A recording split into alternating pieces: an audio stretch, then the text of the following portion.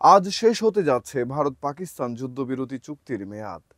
এখনো দুই দেশের প্রশাসনের তরফ থেকে মেয়াদ বৃদ্ধির বিষয়ে কিছুই জানানো হয়নি। তবে শিগগিরই বৈঠকে বসার কথা দিল্লি ও ইসলামাবাদের সামরিক অভিযান পরিচালনাকারী মহাপরিচালকদের। কবে বা কোথায় এই আলোচনা হবে তা নিশ্চিত করেনি কোনো পক্ষই। পাকিস্তান ও ভারতের মধ্যে যুদ্ধবিরতিতে বড় ভূমিকা রেখেছিল যুক্তরাষ্ট্র সহ বিভিন্ন দেশ।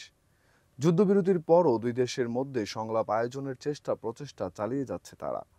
গত শনিবার যুক্তরাজ্যের পররাষ্ট্রমন্ত্রী ডেভিড লেমি বলেছেন, ভারত পাকিস্তানের মধ্যে যুদ্ধবিরতি টেকসই করা এবং সংলাপের জন্য যুক্তরাষ্ট্রের সঙ্গে কাজ করছে যুক্তরাজ্য। এদিকে গত শুক্রবারে ভারত প্রতিরক্ষামন্ত্রী রাজনাথ সিং জানান, এখনও শেষ হয়নি অপারেশন সিন্দুর। অন্যদিকে ভারতের সঙ্গে সাম্প্রতিক সংঘাতে পাকিস্তান জয়ী হয়েছে উল্লেখ করে শাহবাজ শরীফ বলেন, আমরা শান্তি চাই এবং শত্রুদের শিক্ষা দিতে সক্ষম হয়েছি, তবে আমরা আগ্রাসনের নিন্দা জানাই।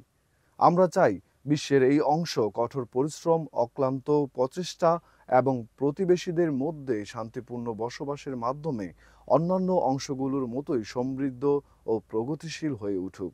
উল্লেখ্য, গত 22 এপ্রিল কাশ্মীরের পেহেলগামে হামলার জেরে 7ই মে পাকিস্তান ভূখণ্ডে অভিযান শুরু করে ভারত। অপারেশন বেনিয়ান উন মারসুসের মাধ্যমে পাল্টা জবাব দেয় ইসলামাবাদ। 4 দিনের যুদ্ধ শেষে যুক্তরাষ্ট্রের মধ্যস্থতায় 10ই মে ঘোষণা করা হয় যুদ্ধবিরতি।